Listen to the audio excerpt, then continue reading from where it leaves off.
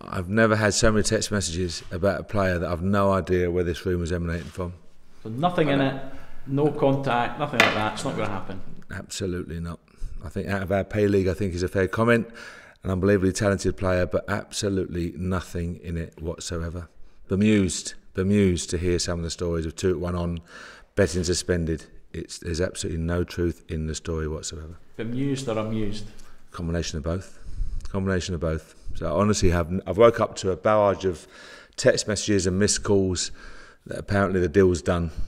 Everyone knew about it apart from anyone in the Rangers Football Club. So that's is what it is. Look at maybe the positives. Does it show? I know it might be nonsense, but Rangers being back in the league, does it show that there is an attraction now that people will start linking players? I think you can make a story out of it, but the fact of the matter is there's no substance behind it whatsoever, not even an inquiry, general inquiry, and that's no disrespect to a magnificently talented player. That's just the fact that there's no substance whatsoever. So, as I say, totally bemused by the whole episode. It must entertain you a bit though when you hear of all these names. I mean, Jordan Larsson during the week was another one that you were being linked with now.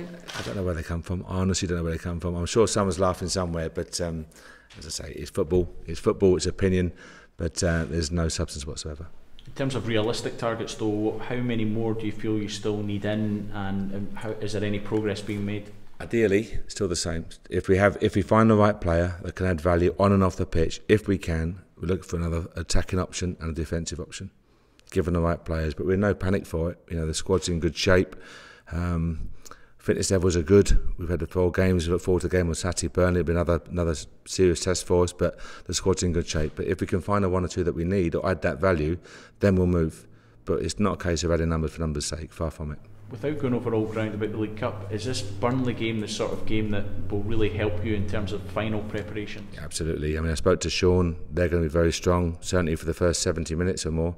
They're an English Premier League side, won the Championship deservedly last year. They're a top team, so it's a real test for us. And we'd want more of these type of fixtures.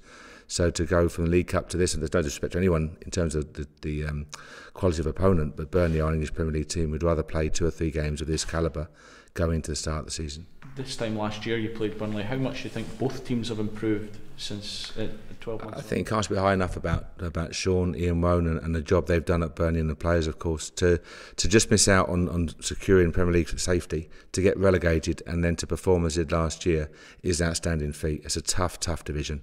There's no easy games. It's a real slog. 46 games of a slog against some very high quality opponents. So for them to come out and perform as they did and to win the division as they did is a fantastic achievement. So we know we know the quality they possess. Players like Andre Gray and James Tarkowski we know very well from our Brentford days.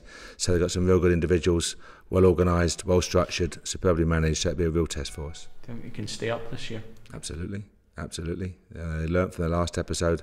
They missed out very narrowly on securing Premier League safety. So there's no doubt they'll be better for it.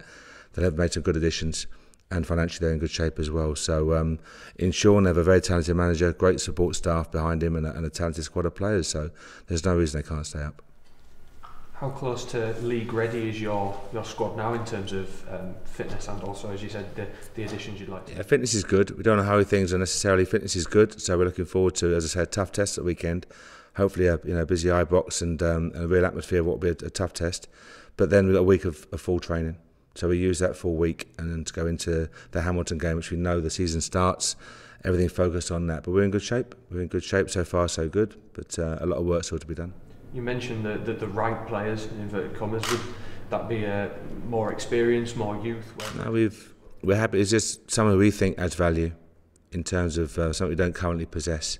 So we've added experience in Clint Hill, Joey, Nico, etc. We've added a youthful in terms of Lee Hodgson, Jordan, Joey.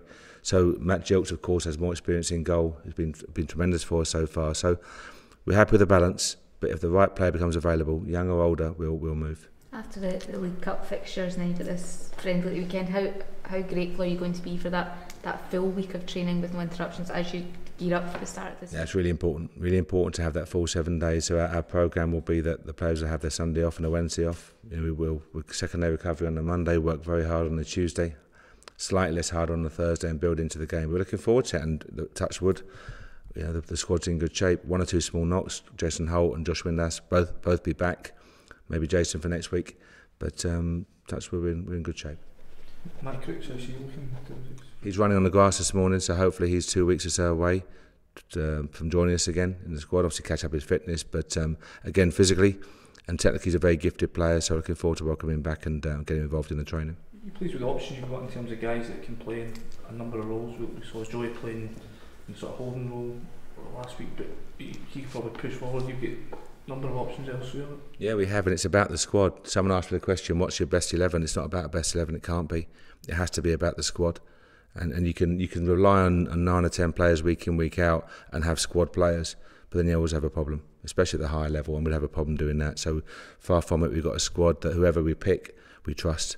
I've got no problems whether it's Joey in the holding, whether it's Andy Halliday in the holding, whether it's Jordan Roster in the holding, whether it's Matt Crooks when he's fit. So we have options all over the park. I don't mind if it's Tav, I don't mind if it's Lee Hodgson, I don't mind if it's Lee Wallace. We have those options, and we have to have quality throughout the squad. I'm delighted with the work's been done on the recruitment side, so I think we're in a good place. You mentioned the quality throughout the squad there. How much of a challenge is it for yourself and for your staff to keep the players happy who maybe aren't going to be getting regular football? It's not about one player. It's not about one individual. It's about the whole squad, as I say. So if they're involved, fantastic. They'll be very, very good, talented players who are not involved in the matchday squad even, but their time will come. It's about the whole squad pulling together. So it's not about an individual ego. It's not about self-importance. It's about recognising the unity and the harmony. Get that right, we'll be in a good place. If we don't, we'll have a problem. Simple as that. Mark, I know it's a fluid situation just now, but it seems as if both Rangers and Hibernian are taking action against any fans involved in misconduct in the Scottish Cup final. You were obviously there at the forefront. Is it good to see the clubs being proactive now? Yeah, the clubs will do the right thing, but I'm not getting involved in that side of things. Obviously, the appropriate powers that be at the respective clubs will deal with that side of that matter. But our only focus is the football.